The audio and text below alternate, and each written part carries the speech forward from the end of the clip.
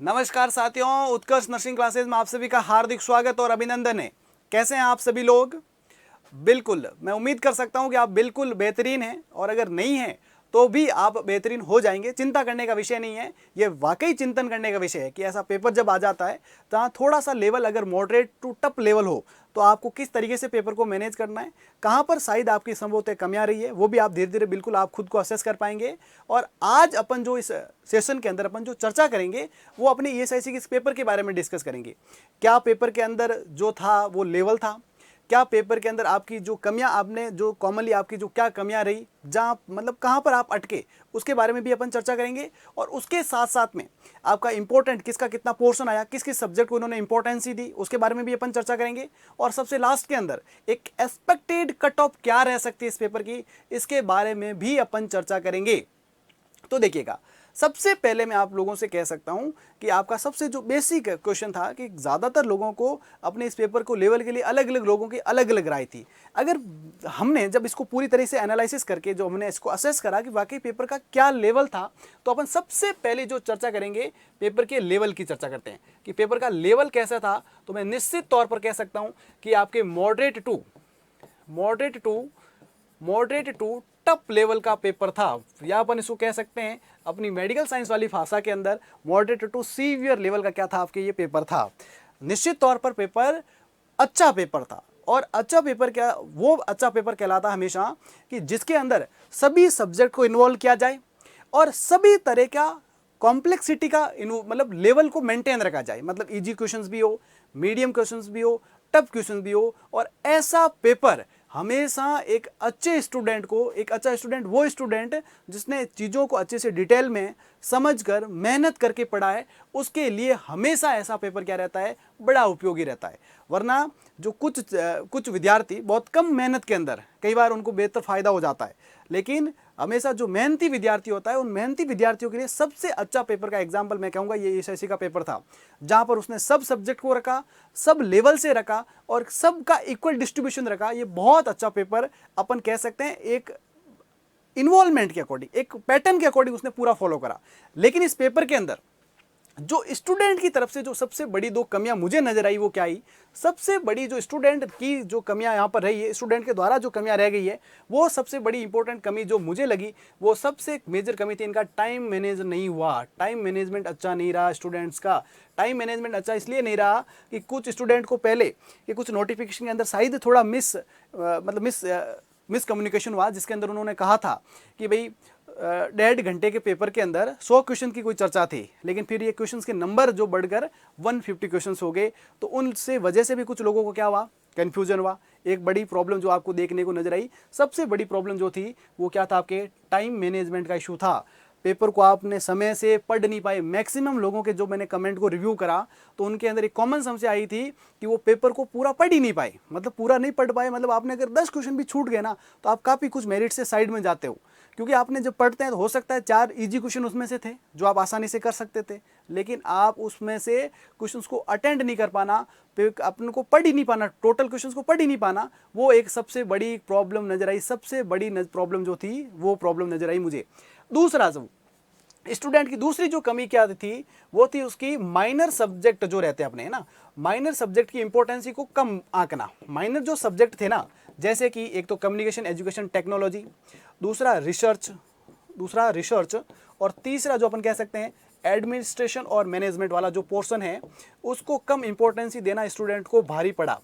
इनकी जो इंपॉर्टेंसी रहती है वो अपन सामान्यतः पेपरों के अंदर अपन बिल्कुल कम देखते हैं, लेकिन जो कल का पेपर था इनकी इंपॉर्टेंसी बहुत ज़्यादा है। मैं आपको बताऊंगा कुछ ही देर में कि इनमें से कितने क्वेश्चंस आए, आपके सीईटी में से कितने क्वेश्चंस आए, रिसर्च में से कितने क्वेश्चंस आए, मैनेजमेंट में से कितने क्वेश्चन आए, ये क्वेश्चन। और उसके साथ साथ में सोशियोलॉजी तक को उन्होंने इन्वॉल्व करा। सोशियोलॉजी के भी 2 इंपॉर्टेंट क्वेश्चन उन्होंने दिए थे, तो सोशियोलॉजी तक का पोर्शन उन्होंने इन्वॉल्व करा। और आपने हमेशा अपन बड़े मेजर सिस्टम्स को पढ़ते रहे, फंडा और जो अपन कह सकते हैं एमएसएन के पोर्शन पे ज़्यादा फोकस करा। एमएसएन का पोर्शन तो अच्छा आया था, फंडा का भी पोर्शन थोड़ा कम इन्वॉल्व हुआ इस पेपर के अंदर मैं बात करूं तो। लेकिन आप लोगों ने माइनर सिस्टम को कम इंपॉर्टेंस देकर एक गलती करी है, तो वो भी एक अपने लिए सबक है कि अपने को सब सिस्टम्स को, सब सब्जेक्ट को अपने को इंपॉर्टेंस देनी है, सबको समझना है, सबके बारे में अपने जो कंसेप्ट है उनको क्लियर करना है, वो ही हमेशा एक कंप्लीट जो अपन कह सकते हैं कॉम्पिटिटिव स्टूडेंट बनाता है। अगर आपने सब सिस्टम को पढ़ा है, सब चीज़ों को इन्वॉल्व करा है, तो फिर पेपर कोई भी दे, कहाँ पर भी दे, कैसा भी दे, सब तरह के लेवल अपन क्या कर सकते हैं, मैनेज कर सकते हैं। दो बड़ी समस्या थी जो मुझे नजर आई। एक और जो अपन समस्या कह सकते हैं, क्वेश्चन प्रैक्टिस की कुछ लोगों के अंदर कमी नजर आई। क्वेश्चन प्रैक्टिस का मतलब है कि काफी लोगों ने जैसे ये मैचिंग के क्वेश्चंस हैं, उन मैचिंग के क्वेश्चन को प्रैक्टिस में ले ही नहीं रखा, तो उसको समझने में उन्होंने समय बर्बाद कर दिया कि क्वेश्चन को कैसे अटेंड करूं, मिलान करना, इनके आपस में मिलान होना। तो प्रैक्टिस जो थी, क्वेश्चन की प्रैक्टिस थी, वो भी काफी स्टूडेंट के लिए एक बड़ी कमी साबित हुई। क्वेश्चन को प्रैक्टिस अच्छे से नहीं कर पाए, और जब आप क्वेश्चन को अच्छे से प्रैक्टिस नहीं कर पाते हैं तो कई बार इसके वजह से आपको पेपर के समय आपका जो मैनेजमेंट है क्वेश्चन को समझने की और करने की जो स्पीड है वो अपना आप क्या हो जाती है, कम हो जाती है। और फिर अपने को लगता है कि इतने क्वेश्चन पढ़े मैं कब करूंगा, इतने पढ़े कब करूंगा, तो ये फिर आपको क्या लेके आ जाता है, प्रेशर में लेके आ जाता है। और जब प्रेशर में आप होते हो तो आपकी जो एफिकेसी है किसी भी काम को करने की, वो अपना आप क्या होने लग जाती है, कई बार कम हो जाती है। और अपने को जब अपने इतनी सारी मतलब कह सकते हैं आपसे जो आशाएं हैं, आपसे जो उम्मीदें हैं, उनका प्रेशर अपन अचानक से अपने ऊपर ले लेते हैं, जो कि कभी नहीं करना होता है। आपको जब पेपर अपन दे रहे होते हैं, सब दुनिया को भूल जाइए और अपने कंसेप्ट को याद रखकर, अपने स्टडी को याद रखते हुए फोकस्ड होकर अपने को सवाल को अटेंड करना हमेशा बेहद जरूरी रहता है, और ये आपको करना था। लेकिन कोई बात नहीं, जहां तक अपने प्रयास करा, जहां अपने कमियां रही, उस कमियों के ऊपर अपन चर्चा करते हुए आने वाले पेपर्स के अंदर अपन सुधार की पूरी उम्मीद रख सकते हैं डियर, है ना। तो ये सारे जो आप स्टूडेंट साइड्स के द्वारा जो मेजर प्रॉब्लम थी, ये 3 प्रॉब्लम थी। टाइम मैनेजमेंट अच्छे से नहीं हुआ, माइनर सब्जेक्ट को कम इंपॉर्टेंस देना, और क्वेश्चंस को प्रैक्टिस नहीं हो पाना। ऐसे क्वेश्चंस की प्रैक्टिस नहीं हो पाना आपको ज्यादा समय लेके गया, और उसकी वजह से आपको कहीं ना कहीं थोड़ी दिक्कत नजर आई। ठीक है, अब उसके अलावा अपन बात करते हैं अगला जो इंपॉर्टेंट, जो अपना इस सेशन के अंदर इंपॉर्टेंट टॉपिक रहने वाला है, वो रहने वाला है कि किस सब्जेक्ट की कितनी मार्किंग रही, मतलब कितना इन्वॉल्वमेंट रहा। तो अपन सब्जेक्ट वाइज अपन इसके ऊपर चर्चा करते हैं। देखो डियर, सबसे पहले देखो आप, अगर अपन बात करें यहाँ पर सबसे बेसिक जो आपका सबसे इंपॉर्टेंट अपन कह सकते हैं, सबसे मेजर जो सब्जेक्ट अपन कहते हैं, मेडिकल सर्जिकल नर्सिंग की अगर अपन बात करें, हमेशा से इंपॉर्टेंट रहता है। और लगभग उसने 1/3 पोर्शन को कवर करा। कितने को कवर करा? 1/3 पोर्शन को कवर करा। लगभग 45 जो क्वेश्चन थे वो सिर्फ और सिर्फ आपके किससे आए, एमएसएन से रिलेट आए थे। दूसरा जो सबसे इंपॉर्टेंट और मेजर सब्जेक्ट आपका रहा, वो उसने किसको दी, आपके कम्युनिटी हेल्थ नर्सिंग को इंपॉर्टेंस दी, दूसरे नंबर पर सबसे इंपॉर्टेंस ही रही। और उसके लगभग 19 क्वेश्चंस आए। थोड़े बहुत क्वेश्चंस को अपन क्या होते हैं, ओवरलैप क्वेश्चन होते हैं, 2 सब्जेक्ट से रिलेट करने वाले क्वेश्चंस होते हैं, तो एक आध क्वेश्चन अपन को 1-2 सब्जेक्ट में मिक्स देखने को मिल सकता है, लेकिन मैक्सिमम क्वेश्चन आपको इसके साथ में रिलेट देखने को मिलेंगे। उसके अलावा अगर अपन बात करूं, तीसरा इंपॉर्टेंट है साइकेट्रिक और साइकोलॉजी, दोनों का इन्वॉल्वमेंट था।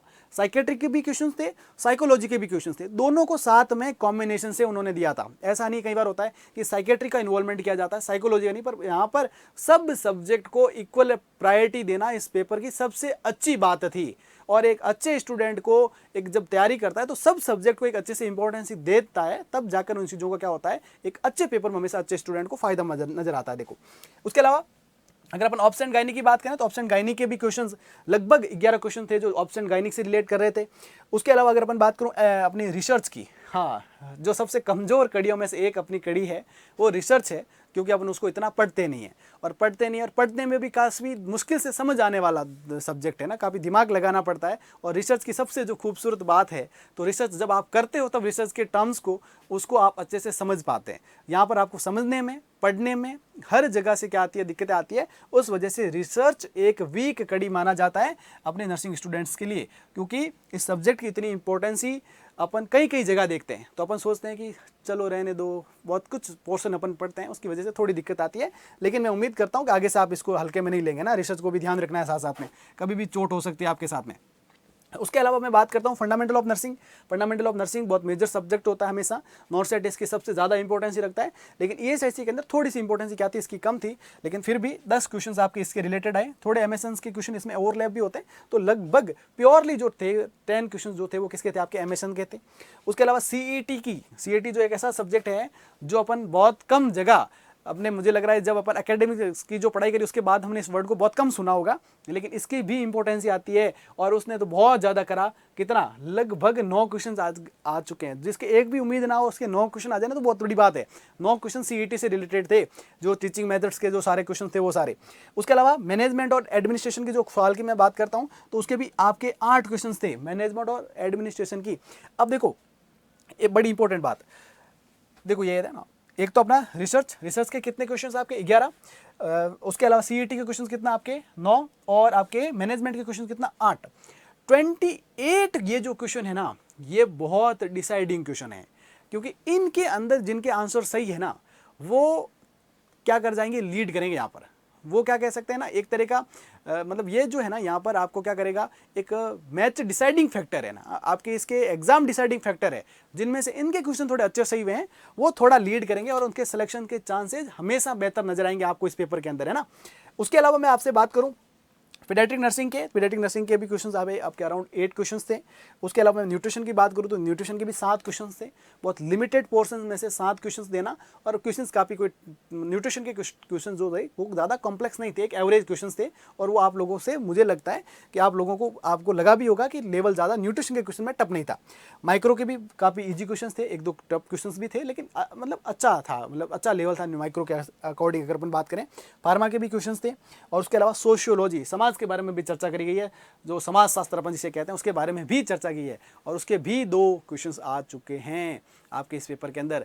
तो ये था आपके इस टोटल जो आपका पेपर था 150 क्वेश्चंस का, तो उसका और ऑलमोस्ट जो ये था, मतलब ये उन्होंने क्या करा, अपने हर एक सब्जेक्ट को इंपॉर्टेंस दी, ये सब्जेक्ट को इंपॉर्टेंस इक्वल मात्रा में दी है। ये आपके लिए बहुत बड़ा इंपॉर्टेंट रहता है इस पेपर के अंदर, जहाँ पर आपने माइनर सब्जेक्ट का भी इन्वॉल्वमेंट ज़्यादा करने की वजह से जो अपन उम्मीद से परे था, और उस वजह से आपको थोड़ी क्या हुई है, दिक्कत हुई है, और आप सब लोगों को एक एवरेज पेपर को उसने किस में कन्वर्ट कर दिया, टफ पेपर की ओर कन्वर्ट कर दिया, है ना। चलो, ये तो अपने पोर्शंस की बात होगी, कौन कौन सा पोर्शन जो अपने का कितने कितने परसेंटेज का रहा, ये तो अपने पोर्शंस की बात कर ली। अब देखो अपन अगर और जो इंपॉर्टेंट बात अगर अपन यहाँ पर करें कि भाई पेपर का जो लेवल भी बात होगी अपना, उसके अलावा पेपर के पोर्शंस की भी बात होगी, क्या हो गया। अब आपको पता है कि पेपर के अंदर क्वेश्चंस कितने थे भाई, आपके क्वेश्चंस कितने थे, 150 क्वेश्चंस थे, है ना। अब 150 क्वेश्चंस की अगर मैं बात करूं तो 150 क्वेश्चंस के अंदर आपका जो ईच क्वेश्चन था वो कितने था, ईच क्वेश्चन आपके कितने नंबर का था, 2 नंबर का था। टोटल पेपर कितने नंबर का था आपके, 300 नंबर का पेपर था। कितने नंबर का था, 300 नंबर का पेपर था, ठीक है। अब अगर एक तो आता है भी सवाल आता है कि इस पेपर के अंदर क्या आइडियल अटेंडिंग हो सकती है सर, है ना। एक सवाल आपके माइंड में आता है कि आपकी कितने में आइडियली अटेंड अगर इस पेपर में करता तो मेरे लिए शायद सही था। तो देखो, इसमें रिसर्च मैनेजमेंट सीईटी के जो क्वेश्चंस थे जिसमें आप श्योर नहीं हो तब तक उनको छेड़ने की गलती करना हमेशा क्या होता है, ये आत्मघाती हमला है। और ये जो क्वेश्चन थे उसमें 2-4 क्वेश्चन को छोड़ दूं तो लगभग 20-22 क्वेश्चन तो बिल्कुल शुद्ध रूप से क्या थे, आत्मघाती क्वेश्चन थे, जिसमें आप ना छेड़ना मतलब बिल्कुल भी आइडिया नहीं आपको, और ऐसे क्वेश्चन छेड़ना हमेशा से घातक होता है, तो वो क्वेश्चन आपको बिल्कुल भी नहीं छेड़ने थे। उसके बाद में 22 क्वेश्चन अगर मैं वहाँ से मान के चलूँ कि आपको 22 क्वेश्चन आपको साइड रखने थे। उसके अलावा एक एवरेज स्टूडेंट की बात कर रहा हूँ, जो कुछ उन्होंने मतलब कुछ अपन कह सकते हैं जीनियस स्टूडेंट है, उनके लिए तो थोड़ा अलग क्राइटेरिया रहेंगे ना, एक एवरेज स्टूडेंट के हिसाब से मैं बात कर रहा हूँ यहाँ पर। उसके अलावा अगर मैं बात करता हूँ कि बाकी जो नर्सिंग का पोर्शन था या बाकी जो पोर्शन था उसके अंदर जो अगर मैं बात करता हूँ उसमें भी 10-15 क्वेश्चन ऐसे थे जिसको आप कह सकते हैं काफ़ी टफ लेवल के क्वेश्चन थे, आप उसको समझ में नहीं, शायद समझने में थोड़ी आपको दिक्कत रही होगी, क्योंकि तो उन क्वेश्चंस को भी आपको टच नहीं करना था। तो लगभग मैं ये कह सकता हूँ कि 30 to 35 क्वेश्चंस ऐसे थे जिसको आपको टच नहीं करने में क्या थी, भलाई थी। मतलब एवरेज अटेंडिंग की अगर मैं बात करूं तो जिस पर्सन के 110 के अराउंड जो अटेंडिंग है ना, वो मुझे सबसे सेफेस्ट अटेंडिंग लगती है इस पेपर के अंदर जिन्होंने करा है। 110 के आसपास की अटेंडिंग है, 5+ 5- ठीक है, लेकिन अगर इस रेंज के अंदर आपकी अटेंडिंग है ना तो वो सबसे अच्छी अटेंडिंग है, एक जो अच्छी तैयारी के साथ में एग्जाम दे रहा था उस स्टूडेंट के लिए अपन ये बात कर रहे हैं। तो उसके लिए जो परफेक्ट अटेंडिंग होगी वो कितनी होगी, 110 के आसपास होने वाली है, ठीक है। क्योंकि बड़ी इंपॉर्टेंट बात क्या है कि इसके अंदर जो नेगेटिव मार्किंग थी वो कितनी थी आपके, 1/3 थी। और 1/3 की मार्किंग के अंदर जब अपने जो अपन मेजर पोर्शन जिसको अपन मानते हैं उसमें से क्वेश्चंस आते हैं ना, तो अपन वहाँ पर अगर 3 में से 3 क्वेश्चंस करते हैं तो एक आध अपना सही होकर गाड़ी ज़्यादा नुकसान में नहीं जाती है। लेकिन यहाँ पर जो है ना, नुकसान की संभावनाएं बहुत ज़्यादा थी। तो ये एक बड़ा इंपॉर्टेंट था, इस चीज़ का आपको विशेष ध्यान रखना था। अब जब अगर मैं बात करता हूँ सबसे इम्पोर्टेंट और जो सबसे डिमांडिंग जो चीज़ आप लोगों की थी कि सर कट ऑफ क्या रह सकती है, तो देखो कट ऑफ का प्रिडिक्शन जो मैंने काफ़ी कुछ डाटा एनालिसिस करके एक प्रिडिक्शन निकाला है। देखो कट ऑफ तो ऑलरेडी एक प्रिडिक्शन होता है, और प्रिडिक्शन जो मेरा प्रिडिक्शन कह रहा है तो वो प्रिडिक्शन आप लोगों के लिए ये रहेगा। देखो, अगर कोई जनरल का पर्सन है, जनरल कैटेगरी से अगर कोई पर्सन बिलोंग करता है और उसके अगर कटाकर अगर उसके 75 से ज़्यादा अगर क्वेश्चन बच रहे हैं तो मैं मानता हूँ कि वो सेफ रेंज के अंदर है। जनरल कैटेगरी का पर्सन माइनस माइनस कर कुरा कर अगर आपके फिर भी 75 क्वेश्चन बाकी बच रहे हैं, 75 क्वेश्चन आपके बाकी बच रहे हैं, तो मैं कह सकता हूं कि आप एक सेफ रेंज के विद्यार्थी हैं और आपके सिलेक्शन के काफ़ी अच्छे चांसेस यहां पर नज़र आते हैं मुझे। उसके बाद में अगर मैं बात करता हूं ओबीसी की, और ओबीसी की कैटेगरी में अगर बात करता हूँ तो उस पर्सन के अगर नंबर कितने आ रहे हैं, अगर 70 प्लस नंबर आ रहे हैं, मतलब नंबर का मतलब 70 प्लस या 70 क्वेश्चन उसके बच रहे हैं। क्वेश्चंस की बात की जा रही है यहाँ पर, इस बात का विशेष ध्यान रखिएगा ना। क्वेश्चन एक क्वेश्चन 2 नंबर का था और टोटल 300 नंबर का पेपर था। आप परसेंटेज आप खुद निकाल कर डिसाइड कर लीजिएगा ना। अगर ओबीसी का पर्सन है और उसके क्वेश्चन 70 क्वेश्चंस अभी भी बच रहे हैं या उससे ज़्यादा क्वेश्चन बच रहे हैं, तो वो भी एक अच्छा सेफ रेंज का विद्यार्थी है जहाँ उसके सिलेक्शन के चांसेस मुझे काफ़ी अच्छे नज़र आ रहे हैं। उसके अलावा मैं बात करता हूँ ईडब्ल्यूएस की बात करता हूँ मैं। अगर ईडब्ल्यूएस का विद्यार्थी है तो उसका मेरा जो मानना है वो अगर अराउंड 67 अगर क्वेश्चन उसके बच रहे हैं तो वो एक अच्छी सेफ रेंज का विद्यार्थी रहने वाला है, ध्यान रख लीजिएगा। और उसके बाद में अगर अपन बात करें एससी की बात करें तो एससी का भी जो रेंज रहने वाली है वो आपके यहीं 65 टू 67 के आसपास ही एससी की रेंज रहने वाली है। और अगर अपन बात करते हैं एसटी की, तो एसटी की जो रेंज मैं मानता हूँ वो है आपके 62 टू 64 अगर क्वेश्चन आपके बच रहे हैं। क्वेश्चंस की बात की जा रही है, ध्यान रखना क्वेश्चन की बात की जा रही है। अगर क्वेश्चन इतने आपके बच गए हैं, टोटल कितने क्वेश्चन करें, गलत कितने क्वेश्चन हुए, गलत क्वेश्चन में से आपको फिर जैसे मान लीजिए आपने 120 क्वेश्चन करें, आपके क्वेश्चन कितने सही हुए, 90 सही हुए, 30 क्वेश्चन गलत हो गए, तो 90 तो आपके सही थे, 30 गलत है, तो 30 गलत होने की वजह से आपके 10 क्वेश्चन और सही में से चले गए, तो पीछे कितने बचे, आपके 80 क्वेश्चन बचे। तो 80 क्वेश्चन बच रहे हैं ना, तो अपन कह सकते हैं कि आप एक सेफ रेंज के विद्यार्थी है। और इसके बड़े कारण हैं, वो क्या क्या कारण है वो मैं आपको बताऊंगा अभी, है ना। तो ये सारा एक एक्सपेक्टेड रेंज है मेरी, और ये एक्सपेक्टेड रेंज प्लस माइनस दो ऊपर नीचे हो सकता है, लेकिन संभवतः इसी रेंज के अंदर आपका रिजल्ट रहने वाला है। इसके बड़े कारण जो मुझे लग रहे हैं वो क्या क्या है। पहला कारण, जो लगभग जो इसकी सीट्स है वो कितनी है, 1960 सीट्स है इसकी, है ना, काफ़ी बड़ी वैकेंसी है। दूसरा इंपॉर्टेंसी, पेपर का लेवल जो था वो मॉडरेट टू टफ था। तीसरा बड़ा कारण, पेपर के अंदर तीनों मतलब पेपर के अंदर कह सकते हैं अपन जो माइनर सब्जेक्ट का इन्वॉल्वमेंट क्या था, ज़्यादा था। चौथा बड़ा कारण क्या है, पेपर लेंदी था। पेपर के अंदर क्वेश्चंस हो सकता है इजी है, लेकिन क्वेश्चन के अंदर ऑप्शन 4 बड़े, 4 ऑप्शन बड़े, उसको समझने में समय लगा, तो लोग क्वेश्चंस की अटेंडिंग लोगों की इतनी अच्छी नहीं हो पाई और उतना समझ से उन्होंने अटेंडिंग नहीं कर पाई। कई जगह नॉट और एक्सेप्ट भी था और उसको क्वेश्चन को समझने में भी लोगों को काफ़ी दिक्कत आ रही थी। तो ये जो तमाम फैक्टर है, इन तमाम फैक्टर को ध्यान में रखते हुए आप लोग अगर इस रेंज के अंदर हैं तो निश्चित तौर पर एक उम्मीद लगाकर बैठ सकते हैं और आपको एक अच्छा परिणाम मिल सकता है, ऐसी मैं आशा करता हूं। बाकी तो आने वाला वक्त बताएगा कि क्या रहता है और क्या नहीं रहता है। और ये जो सारी चीज़ें अपना एक एक्सपेक्टेड क्राइटेरिया है, तो उस एक्सपेक्टेड क्राइटेरिया को अपन ध्यान में रखकर अपनी चीज़ों को, डाटा को एनालिसिस करके हमने एक कह सकते हैं अपन निचोड़ पर पहुँचे, और उस आधार पर मैं ये आपसे कह सकता हूँ कि ये थोड़ी आपके लिए क्या रहने वाला है, एक सेफ रेंज वाली रेंज रहने वाली है। तो आप सब लोग इस रेंज के अंदर हैं ऐसी मैं उम्मीद करता हूं। और अगर आप नहीं भी हैं तो भी आपको इसमें ज़्यादा चिंता नहीं करनी है। एक एग्ज़ाम था, अगले मौके आपके पास में बिल्कुल खटाखट तैयार हैं। जैसे कि आपके लिए एक नया मौका आने वाला है, नॉट सेट बहुत जल्दी नॉट सेट आने वाला है, और भी आपको एग्जाम की अपॉर्चुनिटी SGPGI है, RRB है, इनकी वैकेंसी आने वाली है, क्योंकि SGPGI की वैकेंसी आ चुकी है। तो ये तमाम चीज़ें जो हैं वो आपके लिए एक नेक्स्ट होप की तरह काम करेगी, और आपको कभी भी लाइफ में डीमोटिवेट नहीं रखना है। एक पॉजिटिव वाइब्स के साथ में कुछ गलतियों से सीख कर अपनी लाइफ में आगे बढ़ने का जो प्रयास है वो हमेशा जारी रखिएगा, और निश्चित तौर पर आज नहीं तो एक दिन अपन निश्चित तौर पर सक्सेस होंगे, ऐसी मुझे आशा ही नहीं पूरा विश्वास है। आप लोग इस सेशन में जुड़ें, आपको क्या अपनी उम्मीद लगती है अपनी अपनी राय अपने कमेंट बॉक्स में जरूर दीजिएगा, और कहीं पर भी आपको कोई इंक्वायरी है तो भी आप कमेंट बॉक्स में जरूर डालिएगा। आप सब लोगों की बात को सुना जाएगा और सब लोगों की बात में ध्यान रखते हुए आपके सारे डाउट्स को क्लियर किया जाएगा। उत्कर्ष परिवार में जुड़ने के लिए आप सभी साथियों का तहे दिल से शुक्रिया, धन्यवाद।